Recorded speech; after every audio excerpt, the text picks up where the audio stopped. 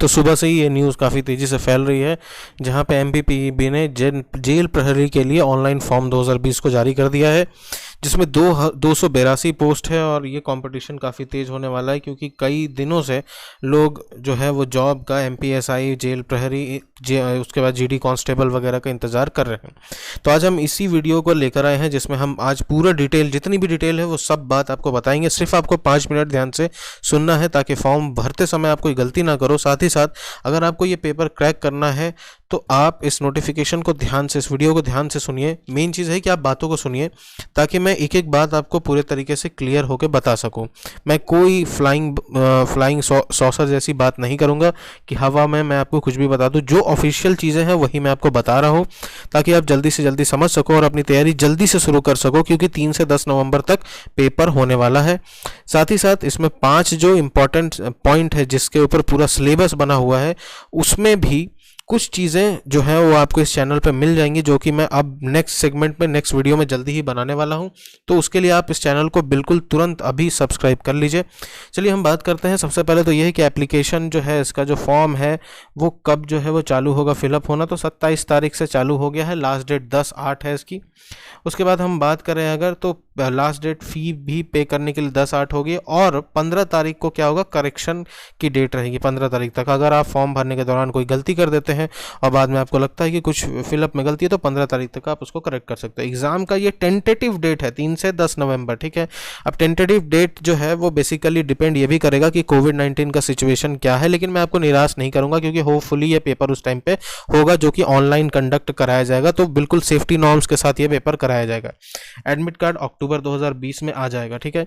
अब बात करें फीस की। फीस क्या है, तो देखो बेसिक फॉर्म में जनरल की फीस यहाँ 500 है और ओबीसी की 250।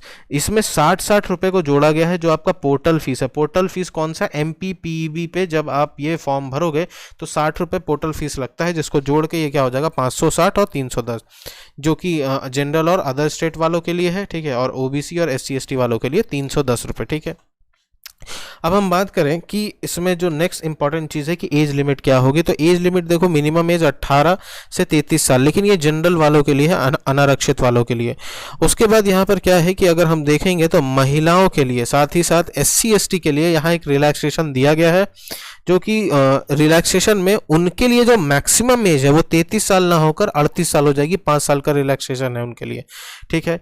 और इसी आधार पे 1993-94 का जो अधिनियम है जनजाति का, उसके आधार पे यहाँ रिजर्वेशन भी दिया गया है। और रिजर्वेशन के आधार पे टोटल सीट कितनी है, 282।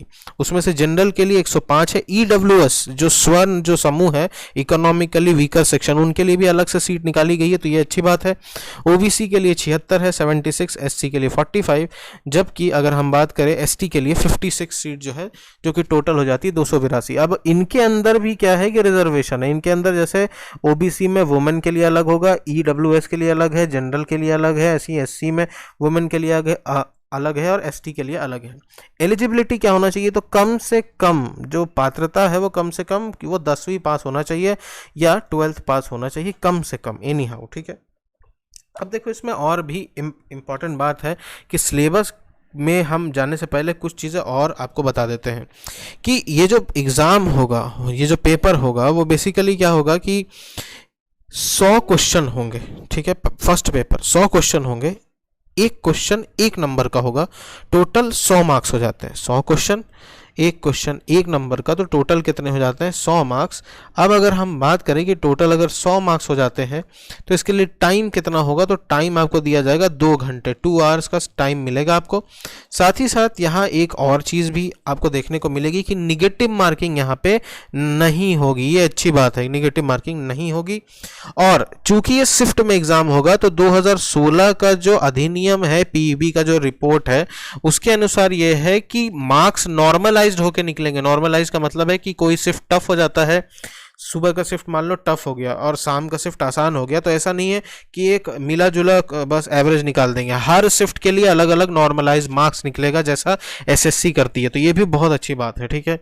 नेक्स्ट चीज इसमें यह है कि फिजिकल स्टैंडर्ड्स भी हैं। फिजिकल स्टैंडर्ड्स जैसे कि यहाँ पे रखा गया है कि आप मतलब जब आप फर्स्ट पेपर निकाल लोगे तो फर्स्ट पेपर के बाद जो सेकंड पेपर होगा उसके लिए आपको नोटिफाई किया जाएगा, आपको ईमेल आ जाएगा, आपको मैसेज आ जाएगा, या फिर आप जो जारी होगा जो रिज़ल्ट, वहाँ पे आप अपना रोल नंबर चेक जो है कर लोगे। उसके बाद क्या होगा कि आपको फिज़िकल स्टैंडर्ड्स भी पार करना पड़ेगा। फिज़िकल स्टैंडर्ड जिसमें क्या है कि दौड़ है, उसके बाद लॉन्ग जंप है, उसके बाद इसमें गोला फेंक है। ये 3 चीज़ें आपको पार करनी पड़ेंगी। वुमेन के लिए अलग है और मेन के लिए अलग है, जो कि आपको नोटिफिकेशन में मिल जाएगा। वो नोटिफिकेशन जो कि बेसिकली लिंक में मैंने डाल दिया है, वहाँ पे आप देख सकते हो।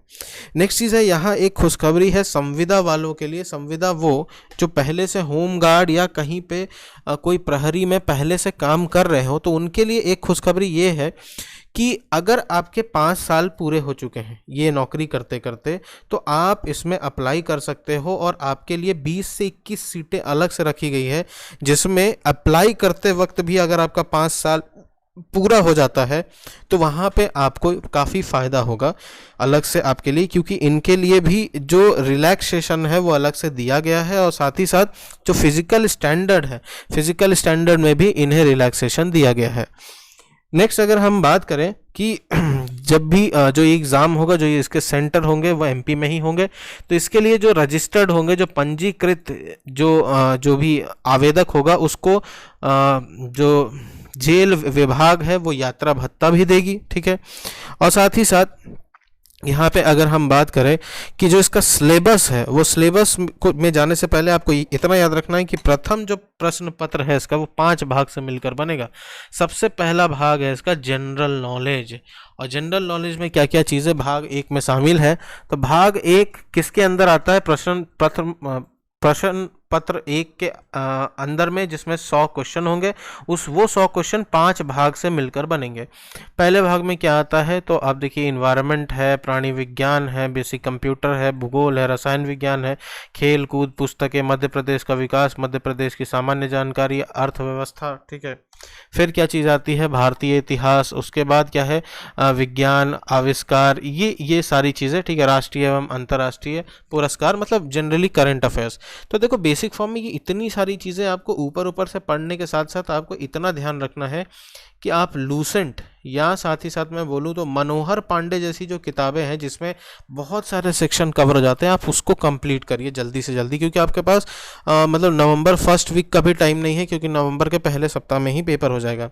सेकंड अगर हम बात करें कि सेकंड जो है नेक्स्ट जो भाग होगा प्रथम प्रश्न पत्र में, वो है हिंदी। हिंदी में क्या क्या आएंगे? तो अशुद्ध वाक्य होंगे, विलोमार्थी शब्द होंगे, अनेक शब्द होंगे, कहावत, संधि विच्छेद, क्रिया, रचना, बहुवचन शब्दों के स्त्रीलिंग, मुहावरे और उनका अर्थ, ठीक है। तो ये पोर्शन जो है वो आएगा, जो बेसिकली आप एमपीएसआई के लिए पढ़ते हो। नेक्स्ट आ जाता है अंग्रेजी। अंग्रेजी में क्या क्या चीज़ें हैं? ग्रामर होगा, उसके साथ आपका गलतियों का सुधार, मुहावरे, वाक्यांश, शब्दावली, काल, रिक्त स्थान, क्रिया, समानार्थक शब्द, विलोम शब्द, ऐसी सारी चीज़ें जो है इसमें शामिल होंगी, ठीक है, बेसिक फॉर्म में। और ये इंग्लिश में आपको कवर कराऊंगा, इसलिए आप जल्दी से जल्दी इस चैनल को सब्सक्राइब करिए। और मैं गारंटी देता हूं कि अगर सब्सक्राइब करते हैं, लोगों की डिमांड आती है, तो मैं ये बिल्कुल आपको सितंबर से पहले पूरा कवर करा दूंगा, पूरा जितनी भी ये चीज़ें हैं। नेक्स्ट आता है मैथ्स। तो मैथ्स जो है, गणित जो है, वो आपको काफ़ी बड़ा पोर्शन अच्छा खासा दिख रहा है, लेकिन ये कोई अलग से कोई मैथ्स नहीं। जो आप एमपीएसआई के लिए, कांस्टेबल के लिए, एसएससी के लिए, रेलवे के लिए जो मैथ्स पढ़ते हैं, बस वो वही मैथ्स है, सेम एज इट इज़, ठीक है। तो इसके लिए आपको ऑनलाइन काफ़ी मटेरियल मिल जाएगा, लेकिन आप इसका स्क्रीनशॉट इसलिए रख लीजिए क्योंकि जैसे जैसे आप टॉपिक पढ़ते जाएंगे वैसे वैसे आप मार्क करते जाना, ताकि आपका सिलेबस जल्दी से जल्दी कंप्लीट हो सके, ठीक है। चूँकि कंपटीशन ज़्यादा होगा, इसलिए आपको सारे कुछ जल्दी से जल्दी कवर करना है। नेक्स्ट है पांचवा भाग जो है इसका, पांचवा भाग होता है साइंस विज्ञान, जो कि मैं खुद आपको पढ़ाऊंगा। उसके लिए सेम यही चीज़ है कि एक डिमांड आती है तो मैं एक अलग से इसका सेक्शन बनाऊंगा, जिसमें जल्दी से जल्दी कोशिश करूंगा कि क्वेश्चन वाइज और important topic wise physics, chemistry, bio, या तीनों मैं कंप्लीट करा सकूं। तो आपको ये याद रखना है कि फॉर्म जल्दी से जल्दी भर लीजिए, या ये आप सरकारी रिजल्ट जो साइट है वहाँ से जाकर, या एमपीपीईबी के डायरेक्ट ऑफिशियल साइट से ही भरिए, ठीक है।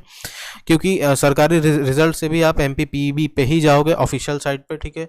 वहाँ पे आप ये फॉर्म जल्दी से जल्दी भर दीजिए। 10 तारीख तक जो है वो लास्ट डेट है। पेपर में अगर आप देखो तो आपके पास अब अगस्त, सितंबर, अक्टूबर 3 महीने हैं आपके पास, जिसमें आप अच्छी खासी तैयारी कर सकते हो। कंपटीशन हाई बिल्कुल होगा, ठीक है, लेकिन बहुत दिन बाद ये वैकेंसी है तो इसे हाथ से जाने नहीं देना है। तो ऐसे ही अगर आप चैनल सब्सक्राइब करते हो, डिमांड आती है, तो हम ऐसे ही नए नए वीडियो फिर लेकर आएंगे, जिसमें हम अब जो सेक्शन बनाएंगे वो इन सिलेबस को कंप्लीट करेंगे। तो फिर मिलेंगे नेक्स्ट वीडियो में, तब तक के लिए थैंक यू।